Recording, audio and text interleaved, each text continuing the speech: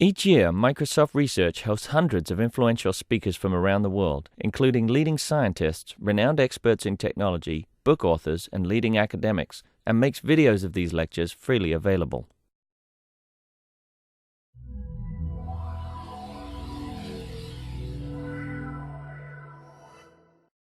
Well, hello, good morning, and thank you for coming.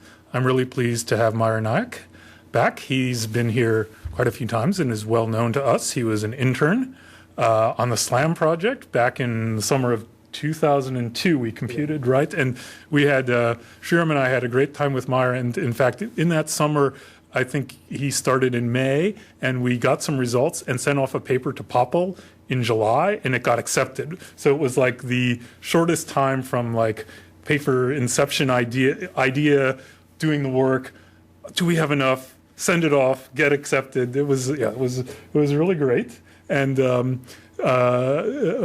Meyer graduated from Stanford with Alex Aiken, did a lot of work on program analysis, and we'll hear a little bit about program analysis today. Since then, he's been at Intel Labs. He's done really seminal work on data race detection and concurrency, bug detection in programs using static analysis, but he's broadened out from those beginnings on defect detection and verification, and he's going to tell us today about some other applications. So Meyer, welcome back. Thanks, Tom. Okay, so let me begin with the context for my research. So we have three dominant computing platforms today, parallel computing, cloud computing, and mobile computing. And these platforms have certain characteristics that distinguish them from the traditional desktop computing model. For example, the hardware devices in these platforms are multitudinous, they are diverse or heterogeneous, and they are geographically distributed. And these characteristics pose unprecedented challenges in software engineering. So for example, in software reliability, programmer productivity, software scalability, and energy efficiency. So I'm going to talk about a challenge in each of these three kinds of computing platforms in this talk. So first comes mobile computing. So smartphones are ubiquitous today, and so are the apps that run on smartphones. So for example, Apple recently announced the 10 billionth app download from its App Store. But the problem with these smartphones is that they hinder rich compute-intensive apps because of very limited battery power, CPU speeds, and memory size. So the challenge then is, there are of course many challenges in mobile computing, and one of them is how can we seamlessly partition these rich mobile apps and offload their compute-intensive parts to the cloud. And what I mean by the cloud is even a more powerful computing device in the vicinity, such as a desktop or a laptop, with which the smartphone has strong connectivity. Okay. Speaking of cloud computing, it has taken off finally thanks to the growth of the internet. And it has its own software engineering challenges. So for example, cloud providers are expected to meet service level agreements. There are various resource management challenges, such as how can the cloud be energy efficient? How can we do a better job scheduling so as to improve the throughput? How can we exploit data locality of jobs in the cloud? The challenge here is how can we automatically predict various performance metrics of programs, such as their running time or their energy consumption or their data locality, right? It would help solve some of these problems if we had a solution to this problem. And finally comes a challenge in parallel computing. So roughly around 2004, CPU speeds stopped increasing, and what we see is an increasing number of cores now, none of which is getting any faster. What that means is software will have to be written in a concurrent fashion in order to take the performance advantage of the performance benefits of these multiple cores. But it's well known that writing concurrent software reliably is significantly harder than writing sequential software. So as this quote by an expert on Java concurrency shows. And so the challenge here is how can we automatically make concurrent programs more reliable? So I'll begin with some terminology here. So program analysis is a body of techniques for discovering facts about programs. And we have two kinds of program analyses. We have dynamic analyses, which are program analyses that run the program to discover these facts. And we have static analyses, which don't involve running the program. Okay. So this talk then is about synergistically combining diverse techniques such as static program analysis, dynamic program analysis, and machine learning in order to solve some of these modern software engineering challenges I talked about, such as program scalability, program reliability, and program performance estimation. So I'll give you a preview of our results before proceeding to the key insights that helped us achieve these results. So the challenge in mobile computing is how can we scale rich mobile apps on resource-constrained mobile devices. And I'll show you how we have combined static and dynamic program analysis to seamlessly partition these mobile apps and offload the compute-intensive parts to the cloud, and thereby achieve up to a 20x decrease in the energy consumed on the phone. In cloud computing, the challenge, one of the challenges is how can we estimate various performance metrics of programs. And I'll show you how we have combined static analysis, dynamic analysis, and machine learning to automatically predict the running time of general purpose programs. And we do this both accurately and efficiently. What I mean by accurately is that the prediction error for benchmarks is on average less than 7%. And the prediction cost is on average less than 6% of the total execution cost of these real-world programs. And finally, for parallel computing, the challenge is how can we make these parallel programs more reliable? And I'll show you how we have combined static and dynamic program analysis to scalably verify concurrent programs. In the process, it has exposed 400 concurrency bugs in up to 1.5 million lines of code of widely used Java programs. And many of these bugs were fixed within a week of reporting by the developers of these programs. So what I'm going to do next is present the key insights behind each of these three problems which enabled us to achieve those results. And as I go from one problem to the other, the depth of the program analysis is going to progressively increase. Okay. So I'm going to start with seamless program partitioning in the context of mobile computing. So suppose we have a smartphone and we want to run a rich app on it. What I mean by that is, say, an app which has a compute-intensive function, such as a face detection routine, which detects the faces in all images stored on the phone.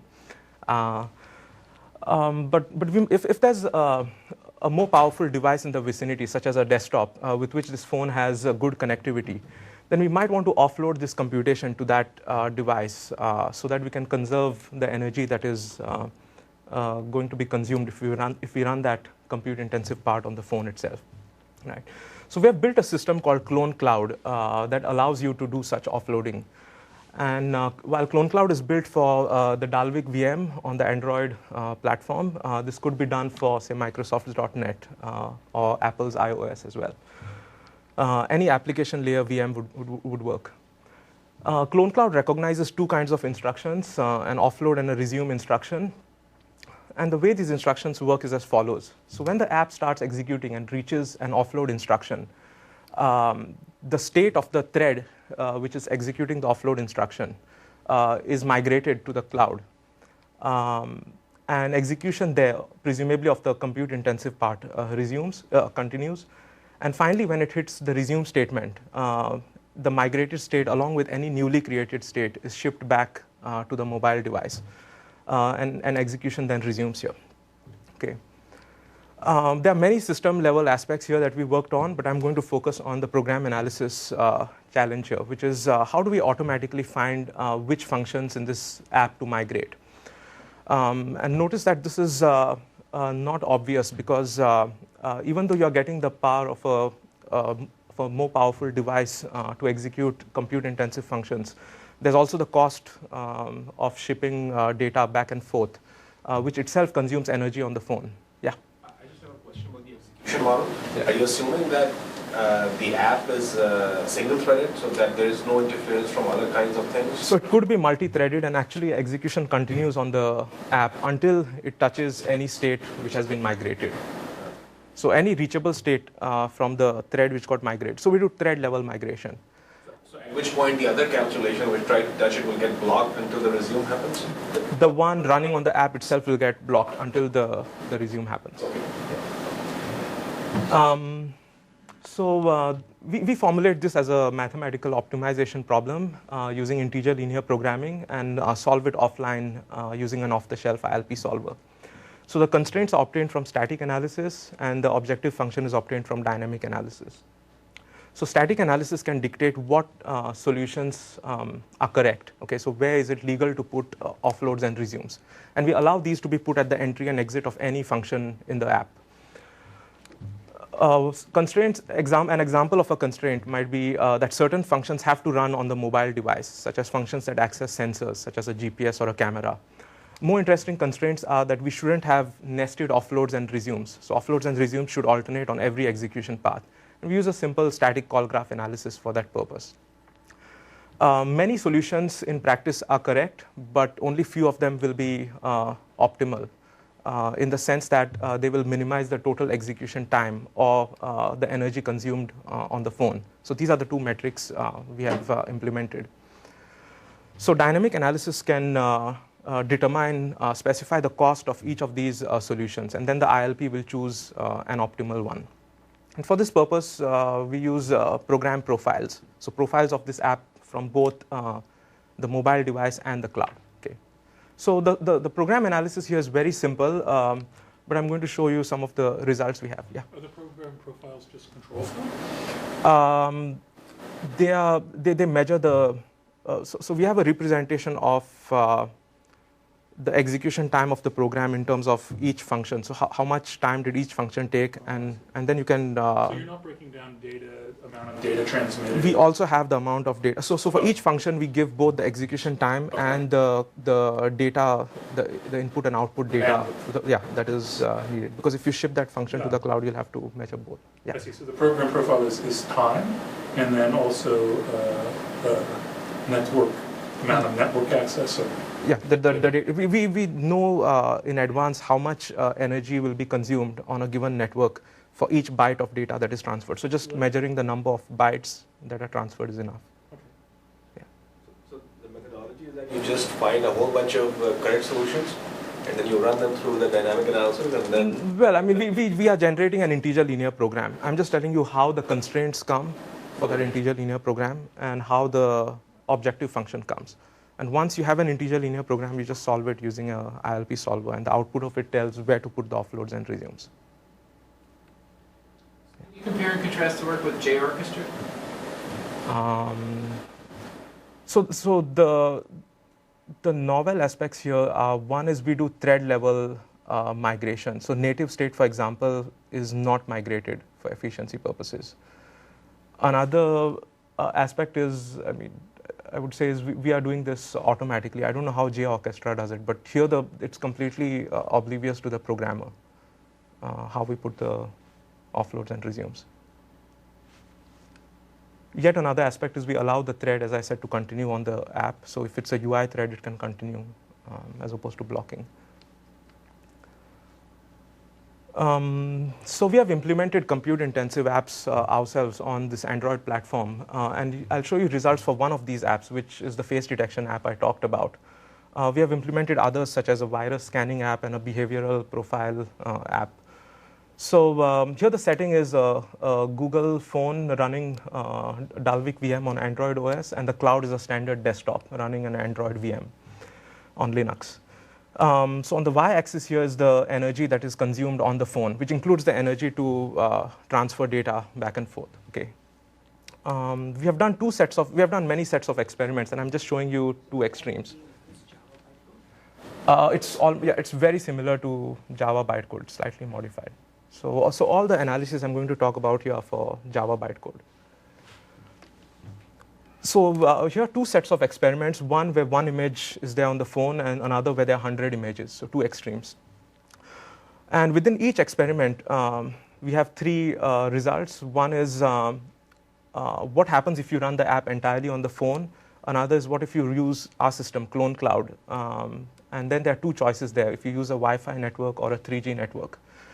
And as you can see, for one image, CloneCloud decides not to partition the app because the cost of data transfer is just not worth shipping the computation to the cloud. Whereas the moment we go to 100 images, that cost is amortized over the 100 images. And so we get a 20x, up to a 20x speed up if we ship the computation, if we partition the app, just the face detection part and offload. Sorry, I'm sorry. So it's a decrease in energy used on the phone. But we have also computed the total running time, and as most people notice, this is usually correlated. So the running time is speed ups are very similar to. So we have up to close to a 20x speed up as well for the total app. Yeah. So are you shipping the images over? Yes. So but not from the device. So the way the app is written is that it loads up the images into memory, because if you ever make a function call that might involve reading from the disk, right? So if you make a native function call, that cannot be migrated. We do. Are the images already on the cloud? No. So the images. So the cost here includes the cost of shipping the images. I would say they aren't that big images. I think it's up to 200 KB each. So we haven't really. I mean, there were limitations of the platform itself. What we could. But the idea in this app is that the images will be captured on the phone. Yeah. And then the question is whether to put it down. Yeah. So did you look at the overall energy consumption on both sides? No. Okay. No. We didn't. Why is that important? Well, if you're only concerned with batteries, it isn't important. If you're sort of interested in the system as a whole, it's interesting. Yeah. So in this case, the focus was just on the battery on the mobile device. Yeah. So you have to determine, but static analysis has to determine that the functions that you're shipping do not do I/O on the phone.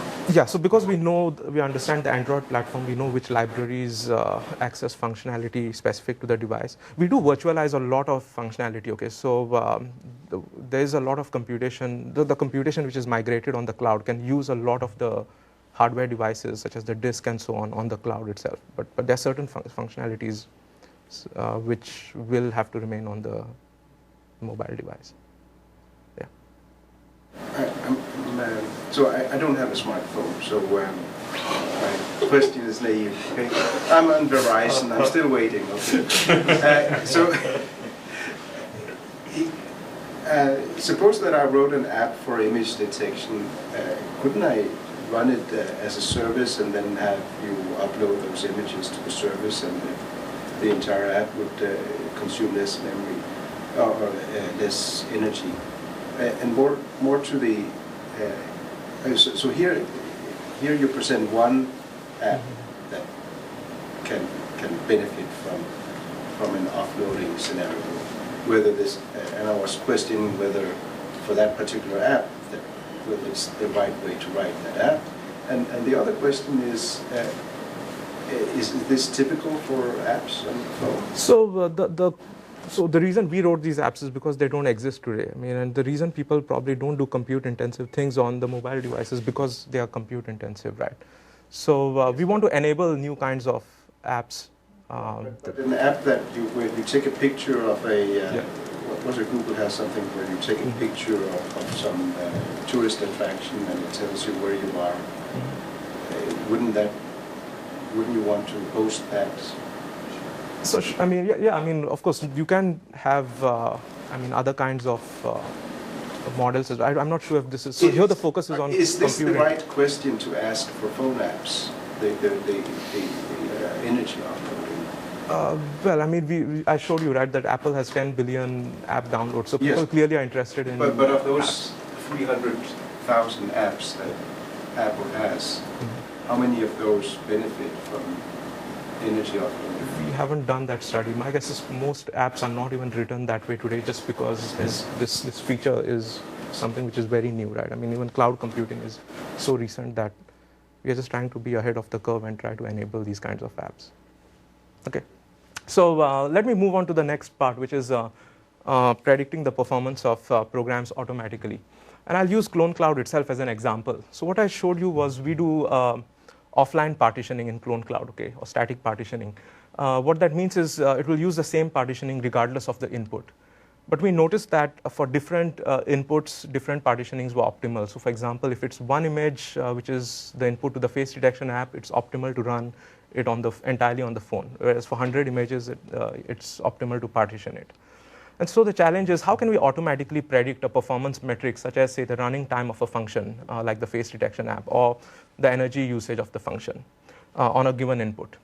And if we could do this, then we could decide, we could make this choice in CloneCloud online, whether or not to partition. But this is such a fundamental problem performance prediction, that it has many other applications in computer science. So wherever you need dynamic or adaptive approaches for scheduling, load balancing, resource management, optimization, you need performance prediction. And this comes up in various fields: databases, networking, virtual machines, compilers, cloud computing, and parallel computing. Okay, so I'm going to define the problem abstractly without any application. So the input to this problem is a program P and an input I to that program. And the output should be the estimated running time of the program on that input. Okay. Since I'm going to use this as a running example in the rest of the talk, let me briefly describe what it does. So it's a multi-threaded discrete event simulation program. Some like to call it the elevator program. And you can see the input to this program is a file on disk, which has the number of elevators, the number of floors, and it has a bunch of events, one per line. So for example, this event says that at time 2, a person wants to go from floor 1 to floor 5. Okay. We would like to estimate the running time of this program P on this input with the following goals. So of course, we want to be accurate in terms of the estimation. Secondly, we want to be efficient. So for example, you are not allowed to run the program P on that input to completion and tell me what the running time is. You are at least allowed to look at the input, of course, and do computation linear in size of the input. Okay, so you are, for example, allowed to scan this file. Two other features that are unique to our work is we want this to work for general purpose programs, and we want this to be fully automatic. So people have solved this problem of performance prediction or modeling in the past, but either in the domain specific context, so for example, just for database query programs or network applications, where you can use domain knowledge to build performance models, or they have done it manually, so where expert knowledge is used, someone who really understands the program he has written and can provide a performance model. So our solution is a system called Mantis that has two parts, an offline part and an online part. The offline part takes this program P, whose performance you want to predict, and it takes a bunch of training inputs, okay? And it builds a performance model, which is then fed to the online part when there's a new input I on which you want to predict the running time of P. And it gives you the estimated running time of the program. Sort of assumption about the program? I mean, is it compute bound, memory bound, IO bound, or a mix of all of them? No, so one thing we are not doing here, right, is we are not at all modeling the environment. So this is assuming that the running time of the program just depends on the input. So other than that, we just require the program to terminate, so that we can estimate its running time. I guess my question is, are there external dependencies inside the program that govern the running time, right? Essentially, which would not be predictable? So for example, if you're doing bulk IO transfer over the wire, then there are typically delays which will not be captured. Yeah, so that is what I meant by modeling the environment. I think this is, I think we view that as an orthogonal problem, and we haven't even tried those kinds of programs. You also mean by that, like the caches and everything, exactly. So all those problems. This is very abstract. This is like more like Big O. So exactly. You want to give me Big O? But it's not exactly Big O, because we are actually going to say like 1 minute 42 seconds on this input. So okay, so this is different than what Sumit did. Oh yeah, so much of the work in programming, in program analysis, right, has been on worst case inputs. So you are not even given input I, you are just given the program P, and you want to know the worst input, the worst case input. Whereas what I don't understand, if you're not modeling all this cache and network and all this stuff, then when you report this, what is my confidence level in what you're going to report? So that is true. I mean, but to a rough approximation, right? I mean, most programs' running times do depend on their inputs, and there are certainly classes of applications where. Okay, I take my comment back. Yeah, good. I think I agree that this is not the complete solution. There's the environment and so on, but this is any solution will have to take this into account. Okay, so really the estimate then here is an actual number. Is an actual number. It's an actual number. Okay, but we're not allowed to run the program. Yeah. But during the training, you are running the program. Yeah, of course, yeah. So in the training part, we are going to run it. Yeah. So I guess I'm not quite understand the answer you had about speed. It seems like the answer you said was about worst case performance, but speed actually doesn't give you worst case performance. It gives you performance as a function of the inputs, which is very similar to what you're talking about, I think. So how do they differ then, the two approaches? I didn't understand. So the output of this whole exercise, right, is going to be a number such as. Right. Well, speed will give you a number too. For worst case, right? No, it's not worst case. If you call a function with input n, it will tell you a number like 2 minutes based on n. Okay. So I'll eventually so that is an example where it's not fully automatic. Someone tells you that there's an input size n, okay, on which the running time depends, and I'm going to automatically get a way to compute n for you. So it will be the same as n, but it will be done in a way which is automatic. Let me get to the end of this, and then you can ask me again if you still have the question. Okay, so I'm going to describe the offline stage over here. So what we are going to do is, since we cannot use either domain or expert knowledge, we are going to instrument this program with broad classes of features. So a distinguishing characteristic of any performance prediction technique is what features it uses to model performance. Okay, so in our case, we are going to say there are 3 classes of features that we are going to instrument: all loop counts, all branch counts, and various statistics on all values of variables of primitive data type, such as the frequency, the sum, average, and so on. Okay, because all of these are potentially correlated with the program's running time. So let me give you an example of a loop counter. So here's an counter F1 that we'll instrument. And this one, as you can notice, is counting the number of flows which are going to be added. You have another counter here, F2, which is going to count the number of elevators in the input.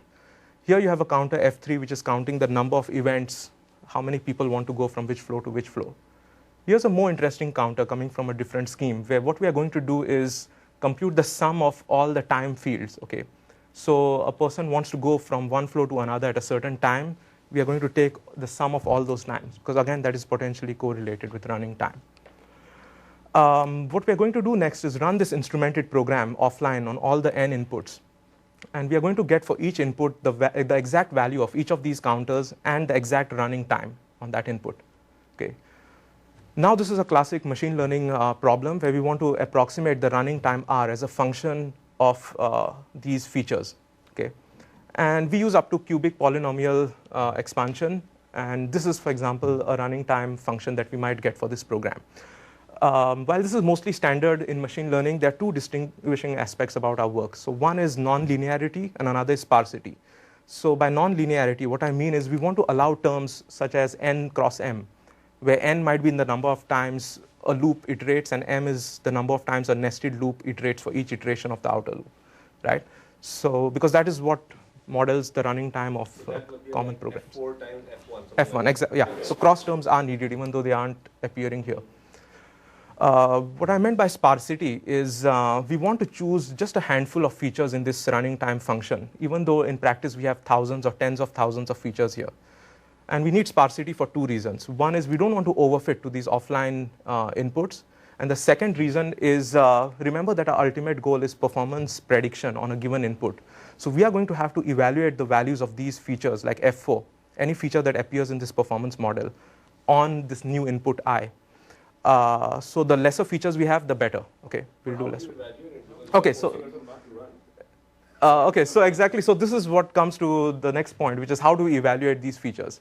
And we use a classic program analysis technique called static slicing to automatically obtain code snippets whose goal will be to only compute the value of these features. Okay. Now let me. I'm going to run the slice on an input. Can't you use machine learning to predict those variables? On a new input, right? So I think this is what Ben also mentioned, which is that you somehow look at just the input. Okay, you don't. What the main difference is that that would be a black box performance prediction engine, which says just show me the inputs like the file size, the command line arguments, and I'll do machine learning on some features over there. And maybe n is one of the features you get out of it, right? But what we are saying is we are subsuming that. We are saying let's look deeper into the program, and ultimately things like the file size and so on will be captured by some feature over here. So in some sense, it's more general than that. Yeah.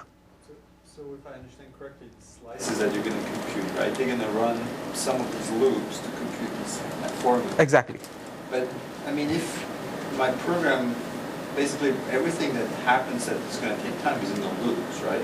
Yeah. So if you're going to basically run all the loops, okay, without... Excellent question. So I think... It seems like cheating, right? So what you guys are doing is nicely giving me the segue to the next point. So let me come to that. This is exactly why loops are not the only features we have, loop counters. So most previous work only does performance modeling. And if you had only loop counters, right, that would be enough to model the performance of any program, because that is where programs spend most of their time. But we also have other statistics, such as variable values. So imagine a loop runs from 0 to n-1. Then we'll have features that both count the number of iterations as well as the value n itself, which might be computed in constant time. Okay. So anyway, so what is slicing? So the static slice of a program variable, such as a feature f4, is the set of all actions that might affect the value of this variable. Okay? And the goal is to have as small a slice as possible. The standard way to compute this is to use data and control dependencies, and I'm going to show it to you for the slice of this feature f4, which was there in the performance model. So clearly the statement which writes to f4 has to be in the slice. And then I'm going to go a bit fast over this. This is how we compute data dependencies. So for example, here you refer to variable t, and it was written there, so you have to include that. There are non-trivial dependencies, such as here, for example. Not only is b written there and is read here, so you need this dependency, but you also need a pointer analysis, which tells you other places where you could have written data that is on which the statement is dependent. There are control dependencies as well, but I won't go into that, which is why these two for loops are included. And this is the slice for this feature. Notice that what it has sliced out is the part of the code which builds the floors and the elevators. And in a real program, this will in practice slice out large parts of irrelevant computation for any given feature. Now, what Manuel asked was, what if a slice is expensive? Okay, so there can be two reasons why a slice is expensive. Either we are doing imprecise slicing, or the feature is inherently difficult to compute, right? So maybe it's a loop counter which is dominating the running time. What we are going to do then is, first of all, how do we even measure the cost of a feature, right? Well, we have this offline data, so we can simply run the slice on each of these inputs, and we know the exact running time of the slice now. And we can ask, is it more than, say, 10% of the total running time? So we can set any threshold that the user is willing to have, and we set it at 10%. And if it is more than 10% on any input, then we can simply say, throw this feature out and repeat the process, starting with regression. And this time, regression will not be allowed to use that feature, let's say F4. But it will have access to many other features, presumably even equivalent ones. Okay.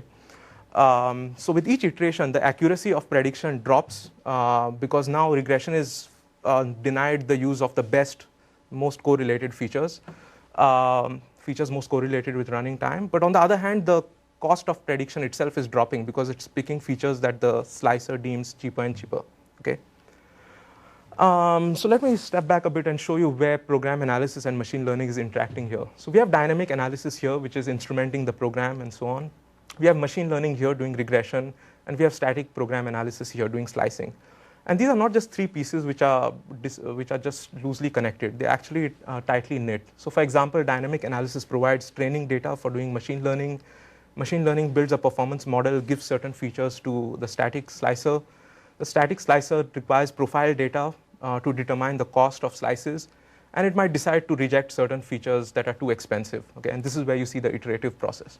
Okay. We have run Mantis on some real-world general-purpose programs. I'm going to show you results for just one of them, which is Lucene. It's an open-source text search and indexing engine. The data set we used was the works of Shakespeare and King James Bible. We used 1,000 different inputs. So an input is a list of keywords, a list of words to search in these data sets and give various statistics, such as the frequency and so on. We used just 100 of these for training and the remaining 900 for evaluation or test. So as you can see, Mantis instrumented 6,900 features, but regression considered only 410 of those as serious contenders. Okay, what that means is the rest are either, say, constants, they don't have any variability across runs, or they are weakly correlated with running time and so on. But of course, not all 410 of these features are equally cheap to compute. So the iterative process finally chose 2 out of these 410 as having a good trade-off between prediction accuracy and prediction cost. Yeah. So the 2 features were, one was like the N you mentioned. So the input is a set of files actually, each of which has a bunch of queries, 1 per line. And this feature, what it does is it counts the total number of queries in all these files. The interesting part is the slicing part. The way Lucene is written is it picks each query from each file at a time and immediately searches it in a database. And it has already built the database, indexed it upfront. And what the slice will do now is it is going to slice out the indexing part as well as the search in each iteration. Because if you were to not slice those out, you're pretty much running the entire Lucene engine. Okay. So the goal of slicing is to just remove irrelevant computation which comes in the way of evaluating a feature. The other feature was just the number of threads we spawn. So Lucene is multi-threaded. Okay. So what was the other feature again? It is the number of threads. It is actually not exactly the number of threads, but it is correlated with that. Because you can spawn a bunch of query processors to answer these. So that's also related to the number of queries in the input, right?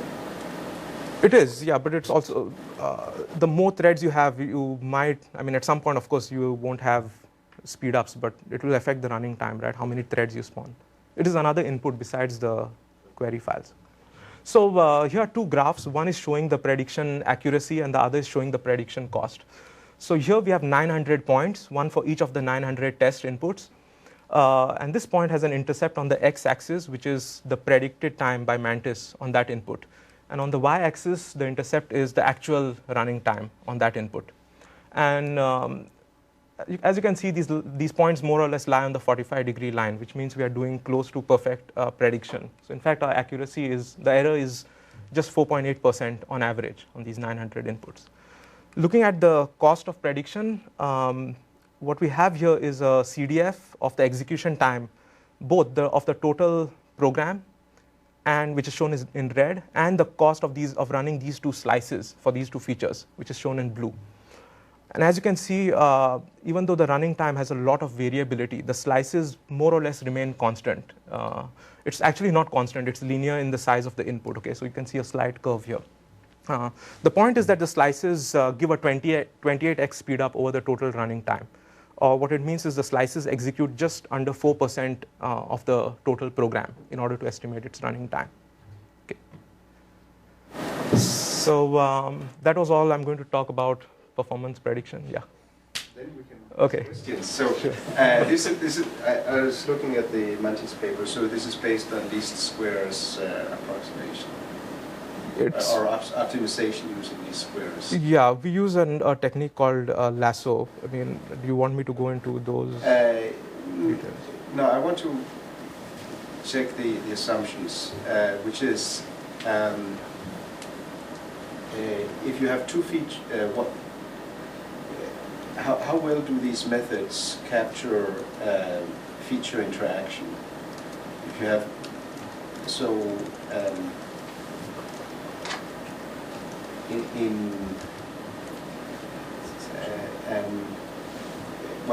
okay, I will elaborate on that question later on. But well, it's not a precise question so far. But what I didn't get with the transition from the first to the second part was here you predict runtime performance. In the first part, you would rather predict energy consumption. Yeah, but the 2 are often correlated. Right? This is just one example of a performance metric. But on a cell phone, energy consumption can come from your radio units, and you have various parts of your embedded device that can contribute to the energy consumption. And if you're looking at the program, we can always model more features. Okay, so if there are external things which affect energy consumption, we can. I mean, already we are starting with 6,900 features, right? We can throw in a few more, and we'll still model whatever you want. So I actually find it very interesting that for a program like Apache, there are very small number of features that are good predictors of performance. And do Do you find that for other benchmarks as well? So, I mean, part of the problem, right, is I would take that with a pinch of salt, because these runs are also generated by us. So what I notice, right, more often is it's trying to fit the training data that we have. And ideally, we would get data from the wild, and even if that had a certain profile, then that's fine. That is what the data was. So it is always a small number of features. We have run this on 6 different programs. And it turns out that even if you go beyond cubic models, or if you allow many more features or many more terms, the accuracy doesn't really improve. And so it's actually, then if I'm doing like performance debugging, for instance, then I can use this technique to sort of focus on, if I have to improve the performance of this program, could I use these features to say maybe these are the loops I should optimize? I don't know. I mean, I think this information would, I mean, one of the goals is performance debugging, but we really haven't applied it to that, because this is still just capturing the dominant running time, right? I think probably you would know that yourself, and even if you didn't know, then knowing it wouldn't probably tell you how to speed it up. And in your experience, you did find a lot of mixed terms like F1 times F2. Yeah. Those were Yeah. Can you compare and contrast the work to the work of Xiaoping Chen at College of Engineering on predicting performance? I think I know vaguely about this work. I think the key difference is, as I mentioned upfront, that this is not domain specific. So I think if I believe correctly, what he's trying to do is model compiler optimizations, various flags to JVMs and so on. So he picks features such as those, and depending on what features are used now to compile a program, he wants to estimate how long the compiler might take. I think that is what he's trying to do. He's doing statistical analysis to do behavior prediction. So I think it's closer to your work than that. I guess, yeah. So he's probably we do cite his work, but it's kind of not at the top of my head right now. But I guess one difference is certainly he doesn't use program slicing. So maybe he just runs the program, hopes that all the features that are correlated with running time are there upfront, which is the case for most programs, right? They read the command line arguments first. This is more for programs which are lazy and might read inputs like an environment variable. I think the slicing is something he doesn't do. I do think, I mean, one of the things he looks at are loop counts. So I mean, he has a notion of features, kind of like what you're talking about. They're just not as sophisticated. But the flip side is he's doing things where he can predict specifically where in the program the time is being spent. And that's what their result is. They can improve performance of optimizers by focusing the program, the optimizer, on the part of the program that has the most time. I see. Okay. Yeah. Follow up on that, right? So are there certain programs or inputs on which prediction accuracy is actually quite low? It is. Actually, what we have noticed here, right, is that the bias is, so, I mean, this one doesn't show it well, but if we have run this on programs which actually take exponential time, so for example, traveling salesman problem or SAT solvers, what it typically does is it sacrifices accuracy by a huge amount for these outliers and just goes with the more dominant trend in the training inputs. So I should really provide error bars for these points, but I don't have them right now. You're doing the index, which is building up a data structure with the sort of keywords, right? And then you're doing search to a backend database, presumably your in-memory table, right? But I guess, I mean, going back to your previous point, so for inputs that essentially that say, wow, this is within 5% prediction, that's great, but would there be cases where, prediction would really be off, but they have no way of distinguishing whether, whether this is a good case or a really bad case where I could be off by orders of magnitude? Yeah. So all that is future work. I mean, I agree that it's something we don't do right now. Okay. Okay, so let me come to the final part, which is scalable program verification. So I'll use Mantis itself to motivate this problem. So notice that I talked about slicing earlier, and this using data and control dependencies was fine as long as this program was single-threaded. But in fact, this program is multi-threaded. Okay, and what this means is you have to be careful to ensure that the data or control flow of one thread, in this case the main thread which contains the slice, is not affected by actions of other threads. So in this case, the elevator threads which are spawned, right? What you have to do now to do sound slicing in the presence of concurrency is either show that all of these actions only touch thread local data, so data visible only from the main thread, or you have to include all other actions in the slice, okay? Because you don't know if the elevator threads might actually affect the value of variable f4, okay? So this problem of proving non-interference between actions of different threads is well known in concurrency. It has many applications. It's called a race condition. And one way to prove a pair of actions as non-interfering or race-free is to prove that either of the actions involved is touching only thread local data, okay? And that is what I'm going to focus on in this talk. So this is in the literature. It's called the thread escape analysis problem. We are going to phrase it in terms of queries. So we are going to take a pair p comma v. And this query will be true if on all inputs to this program, whenever a thread reaches program point P, this pointer variable V is pointing to an object that is not even reachable from any thread other than the current thread. Okay. To give you the elevator example, let's say this is the program point P and this is the variable V, which is a button press event. I'm going to show you just one program state that arrives at P on one input. Okay. But the reasoning will be similar for other states. So here's how the data structure built by this program looks like at program point P at one snapshot. I'm going to use red for shared locations and blue for local locations. So as you can notice, the building, the flows are shared between the two elevator threads and the main thread. But this part of the data structure is local to the main thread. Okay? So in particular, V points to a button press location, which is local only to the main thread. And we want to be able to prove this. It's easy to see here that actually this query is true, because no matter how many button press events you create in the input or how many flows you create, V is always going to point to a local location whenever the main thread reaches P. So in order to prove this, we need to use static analysis. And I'm going to go a bit fast here because people here know what static analysis is. So all static analyses need abstraction, and there are certain reasons why we need that. The most static analyses will abstract two things, including our analysis. One is pointer locations, and the other is control flow. Okay, both of these are statically unbounded in real-world programs because of, say, dynamic memory allocation and recursion, right, or loops. So pointer abstraction is there's a whole field called pointer analysis which focuses on this. I'm going to give you a flavor of some of the abstractions in this field. So I'm going to start with a trivial abstraction, which is going to say we are going to use one abstract location to model all concrete locations. Okay, and clearly this cannot prove this query. And why is that? Because the static analysis cannot distinguish this local location from, say, this shared location, right? And so it has to assume that V might point to a shared location. Let's look at another abstraction which does slightly better. So you have it's called what is known as allocation side pointer abstraction. And what it means is it abstracts all locations created at the same allocation site using a separate abstract location.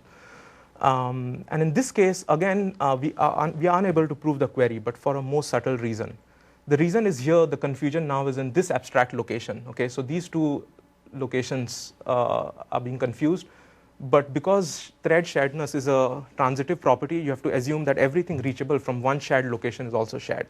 And so we cannot prove that V points to a shared to a local location. And this goes on. So there are other kinds of abstractions called K. For example, there's KCFA, which finally does prove this query. But let's see where all this is headed. So we saw three different kinds of abstractions. As you go to the more and more sophisticated ones, you are able to prove more and more queries. So you are being more and more precise, but you're also being less and less scalable. So for example, this is constant. This one takes linear number of abstract locations, and this one is exponential in K. And in practice, you can rarely go beyond K equal to 1 for real-world programs. And that was just part of the pointer abstraction story. There's also control flow, which I mentioned, right? So we have notions called flow and context sensitivity. And again, you see the same trend here, except that it's much worse this time. So what you see here is if you want a fully flow and context sensitive analysis, then the overall analysis becomes exponential in the number of abstract values here.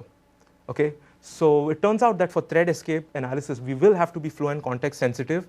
And what that means is we now can't even use allocation sites because it's linear, right? I mean, because the total analysis will become exponential. So what that means is we are limited to a constant number of abstract values.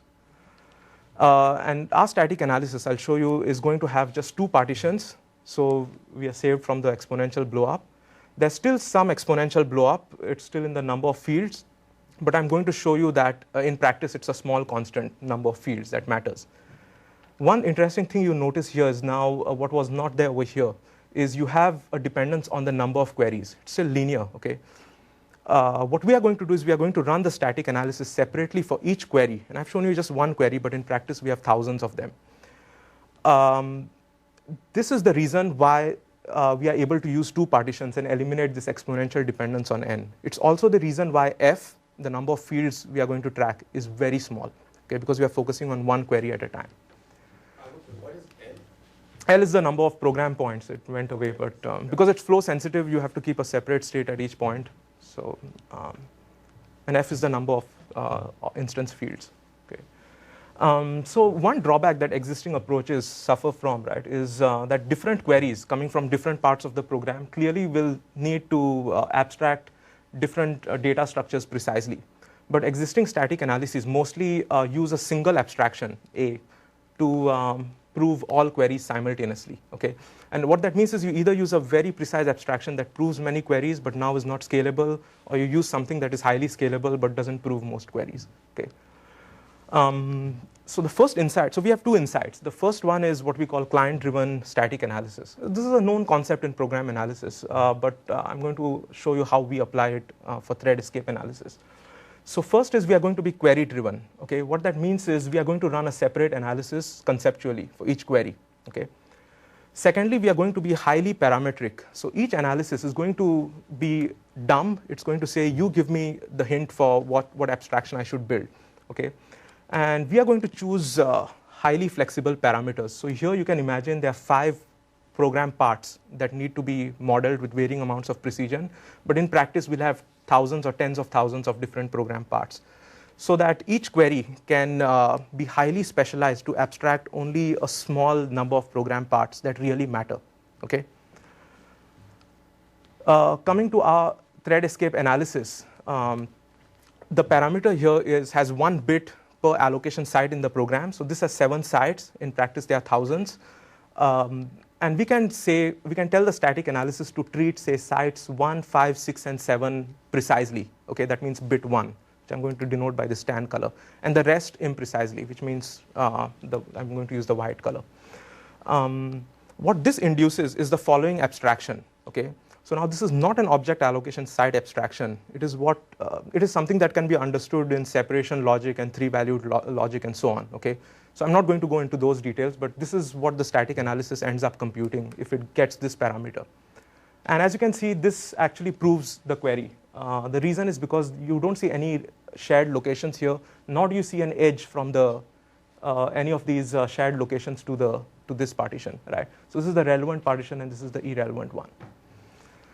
So the second insight is this is all static analysis so far. I'm going to show you how we use dynamic analysis now. Okay. So the challenge here is these parameters. So first of all, we have thousands of queries, okay?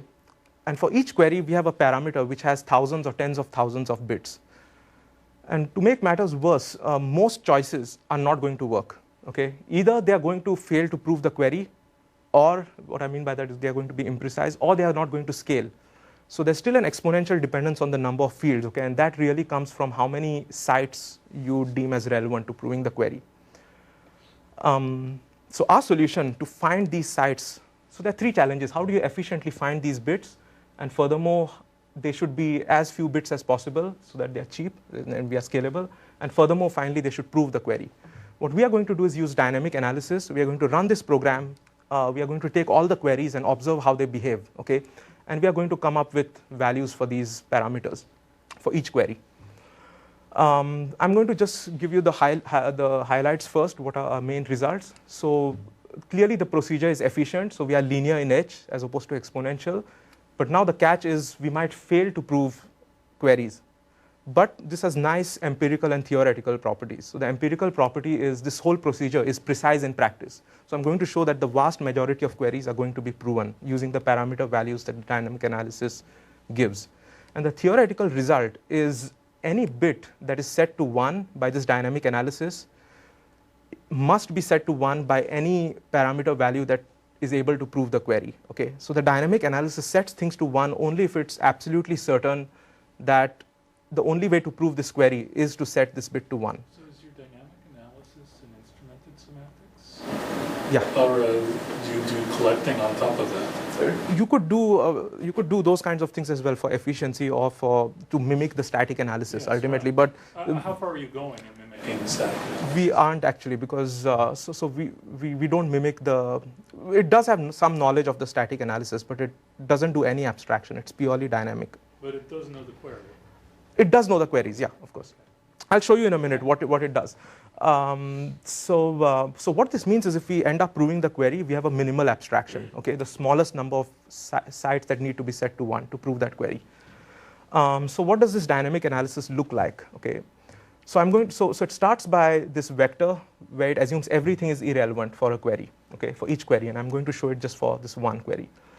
Every time it reaches the program point P, which is the query point, it looks at the heap, and this is already available in JVM, so any managed language, okay, so we are not actually tracking this ourselves. And it asks what V, the query variable, points to. If it points to a shared location, then we are actually done. We know we know what is reachable from multiple threads, right? We track that, so there's some instrumentation which tells that a location has escaped, okay?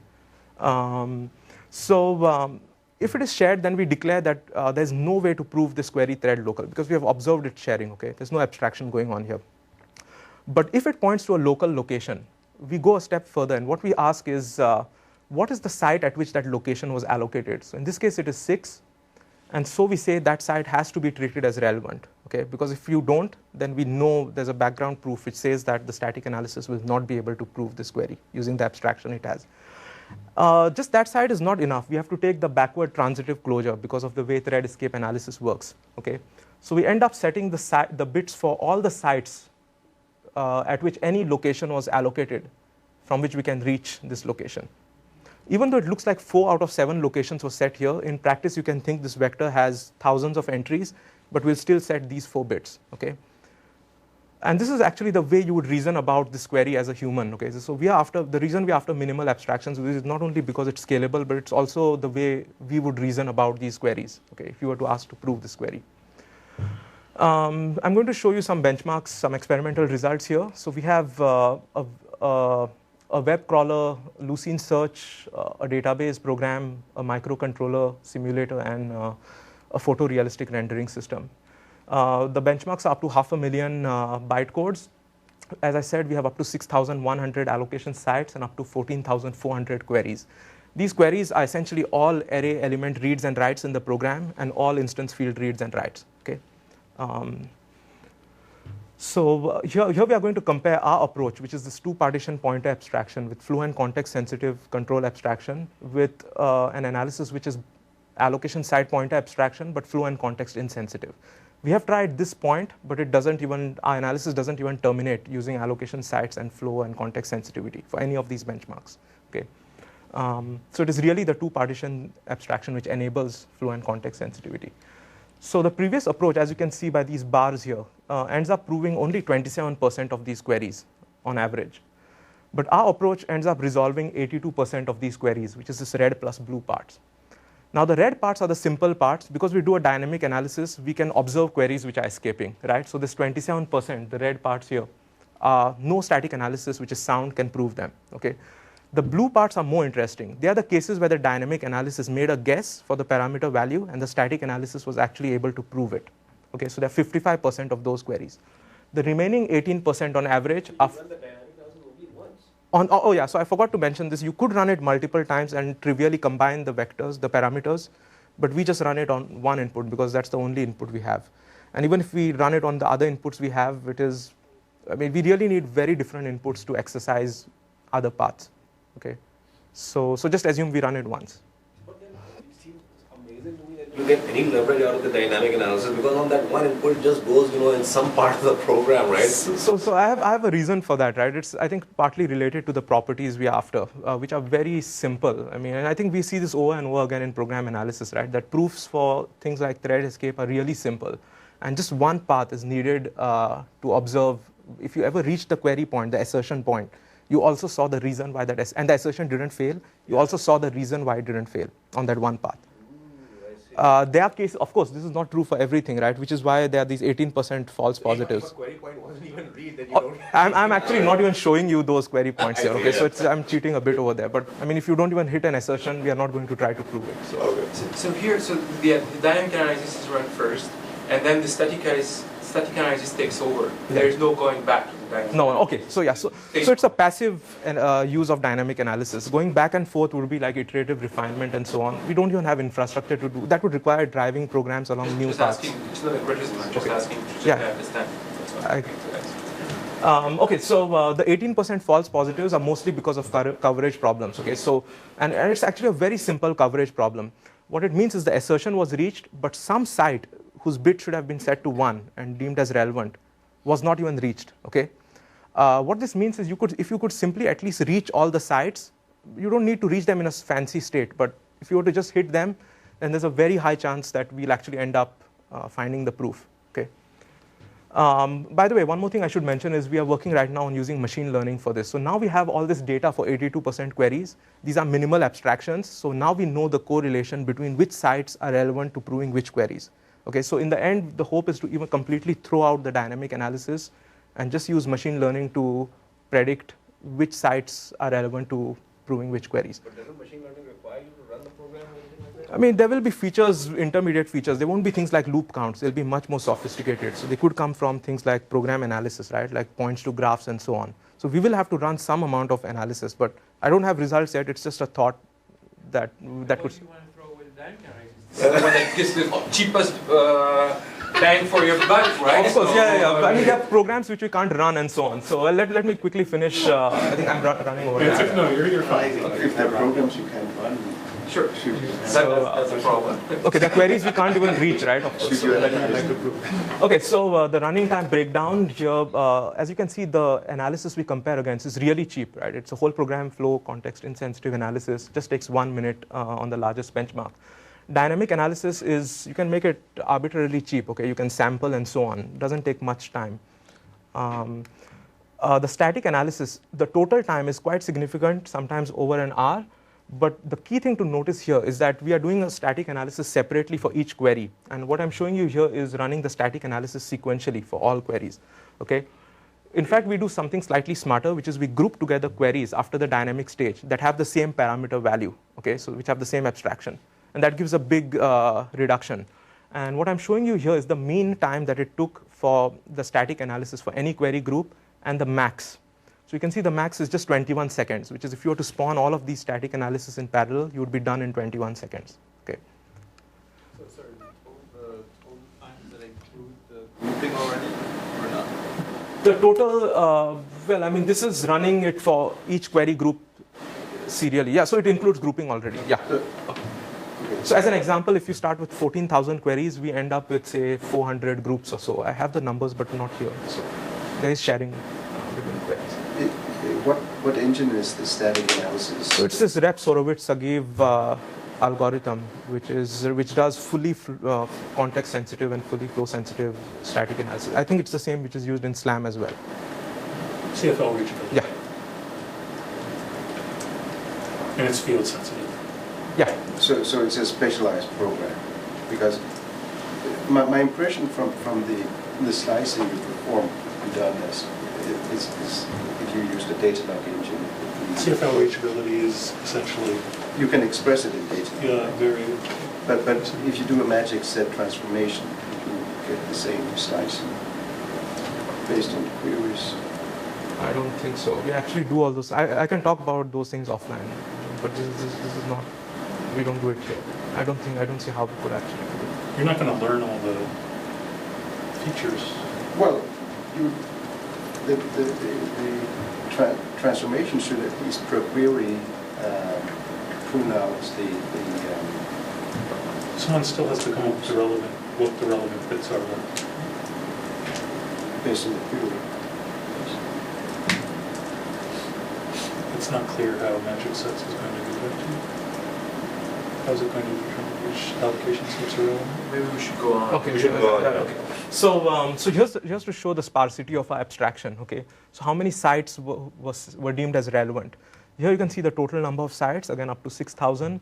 for all queries which the dynamic analysis guesses these parameter values, you can see the mean is quite low, which means few things are relevant to proving any query on average. The max can be pretty high, okay? But if you look at the ones which were actually proven, as opposed to all for which the dynamic analysis guessed, these numbers drop. And the reason is obvious, right? The more things that are deemed relevant, the more the chance that the dynamic analysis is going to lose on coverage. It's not going to see some things which are relevant. So for the things which end up being proven, for the queries which are proven, these numbers will be slightly lesser. It's still impressive, though, that, for example, in a case where there were 31 sites which needed to be set to 1, that the dynamic analysis actually saw all of them. So notice that if you were to flip the bit for any of these 31 sites, the static analysis is guaranteed to not be able to prove this query. Okay? Yeah. Have you tried to run the experiment where you now, to measure the time it takes to analyze the whole set of queries, where you cut off at 31 and say, okay, if it's more than 31, I'm not even going to run it? So that's an interesting point which I haven't tried. It's similar to stuff that we did in the optimization using C3, where the question tell is ahead of time that it's not going to work out, and so we're going to cut off the query time. Yeah, but the question is which. Oh, so you are not asking about how to choose it, right? Because choosing which 31 would be. No, not which 31. You just have a cutoff in terms of the number of features that were picked, right? And say if it's more than 30, let's not even run the query because the likelihood of actually proving it is. Well, I mean, but if it needs more than 30, then it actually really needs more than 30, right? So of course, yeah, we could time it out. So this is not an analysis question. So for your benchmarks, what percentage of local variables were roughly thread local? So this is not just really shared between threads. Anything reachable from a global is also considered thread escaping. Okay. So I showed you the numbers, right? It was 55% is what we could prove. My guess is all those 18% are false alarms. So 55 plus 18. So these are guaranteed to not have any interference from other threads. Yeah. So 70% is what I see. But Meaning this, I don't. much stronger than that. They're really local. It's not even like locking basis. Yeah. So these are not even reachable from a global. Okay, and different programs have very different styles for what they store and make it reachable from a global, even though it's completely a single-threaded program. So I could even analyze single-threaded programs here and see what is reachable from global. So it's not counting data structure, it's counting program points across data. Yeah. So these are static counts, not dynamic counts of data. I think even that fact would have other implications. Okay. Okay. So we have implemented this thread escape analysis and not just applied it to static slicing, but even concurrency bug detection tools such as race and deadlock and atomicity checkers. All of them require thread escape analysis. So this is actually early work from my PhD where we actually ran these on real world programs. And these are the kinds of reactions we get, which harken back to the comment I showed earlier by this Java expert, a Java concurrency expert, that most Java programs have serious concurrency bugs. Some projects actually shut down after we found so many bugs that they believed the synchronization was irreparable. These are the ones that survived actually, and still, yeah. How do you use this to detect bugs? Race conditions, right? I mean, the goal, the strategy we have in all these tools is prove as many things race-free and then report everything else to the users. And the hope is to make that really small. So. Just a quick question, like this thing, there's so much buggy that you find so many bugs that they shut it down. Who was using that stuff? I mean, come on. No, so these are projects that actually people are. So JTDS is. What is it? So this is a Java, a JDBC interface, which actually, so what they claim is it's the fastest for Microsoft SQL Server. So this is, you can see the SourceForge counts on these projects. They're widely used. And many of these bug fixes were not even by the project developers. They were by others who were using these libraries. It's just that I think... I understand my point. I've never heard of any project shut down because somebody did a program analysis and find so many bugs in it that the program has to be shut down. Usually, if there are so many bugs, well, people are using it. If there are any users, people experience those bugs, right? Otherwise, these bugs are corner cases. Yeah. So the two... kind of thing. That's why I'm surprised. There were two which shut down. I mean, I don't know. I mean, there were probably other reasons to shut down. I mean, but this was one of the reasons where... Correlation, not causation. No. They give a hard time anyway. I mean, they didn't close the bugs, nor did they love fix to them. use this. I mean, this is the first time ever that we see a program completely shut down because there's so many bugs in it. Followed by program analysis. I never heard of it. So I started with partitioning analysis, which was about partitioning programs. And I told you how it can use call graph analysis to decide what to migrate. Then I said if you wanted to do dynamic partitioning, you can do performance prediction, which in turn requires slicing. And because this needs data and control dependencies, you need the call graph and you need a pointer analysis. If you're going to slice concurrent programs, you need a race detector. And of course, it needs various analyses. There are different ways to prove things race-free. I went into detail for the thread escape analysis. And as someone here mentioned, I think Madan, that these analyses actually have many uses other than the ones they were intended for. Okay, so I've given some examples here. And all this actually is publicly available, okay, and they're actually integrated this way using a program analysis platform I've been building over the last several years called Chord, which I'm going to present at a tutorial at PLDI this year. Let me tell you a few details about this platform, okay. So, of course, each analysis is written in isolation. So once it is written, you can reuse it for various purposes other than the one where it was originally intended. And each analysis builds upon others that other people have potentially built. These dependencies you see here are data and control dependencies, okay? So even though this looks like a DAG, this actually has cycles. And even within this, there are different queries, right? So there's a lot of concurrency within each block as well. So these dependencies have semantics in a declarative parallel language called CNC, or concurrent collections, that Intel and Rice is jointly developing. The runtime we use is Rice's Habanero Java, which is built on top of X10. Why do we need a parallel runtime? Because there's a lot of parallelism in program analysis, okay? Whether on a multi-core machine or even better on a cluster. So what are the cool things we can do once we expose these dependencies between program analyses? So one is we can do demand-driven computation. So you can just say, I want to run the race detector in Chord, and it will automatically figure that it needs to run, say, these 4 analyses, okay? The second is you can do reuse of results. So if you ask for the call graph multiple times, it will just be computed once, okay? Another is running independent things in parallel, not just at a coarse-grained level, such as these 2 analyses, but even within a thread escape analysis. So different query groups can be scheduled in parallel. All this happens despite having loops and so on, okay? We have iterative refinement analyses and so on, which induce loops. And despite all the parallelism, we also have a guarantee for determinism because of CNC's dynamic single assignment form. Okay, so no matter how many times you run Chord, it might choose different strategies to schedule things in each run, but at the end, you are still guaranteed determinism. That code was written in Java. It's not written in Java. It is. So all this is Java. So X10 is an extension of Java. Habanero Java is also. Something on top of... CNC is just a model, okay, a programming model. It has Java, C++, Python backends. You can implement it for any language you want. It's just about connecting boxes and arrows and giving some meaning to these dependencies. I see. Within each box, it's pure X10 or pure... Yeah, so I confused you by saying that there's something happening within this box. I mean, all that will actually be exposed out. So think of each box as something which can be written in Java or Datalog or C++. It doesn't even see what is happening here, as long as it doesn't have side effects. Because otherwise this dynamic single assignment property doesn't hold. Okay, so we have built several systems, tools, and frameworks that other program analysis researchers can use using Chord. I just described 3 over here: CloneCloud, Mantis, and the race detector we have. Okay, there are people outside program analysis, such as in systems, who are using Chord. So, for example, here's a student, Ariel Rapkin at UC Berkeley, who's doing his dissertation on how to automatically mine configuration options and their types for complex system software. So for example, Hadoop, Chord itself is one of his experiment benchmarks. He's trying to figure out what are the configuration options for these pieces of code. Why is he doing this? Because there's a company called Cloudera in the Bay Area, which gives Hadoop this MapReduce framework as a service.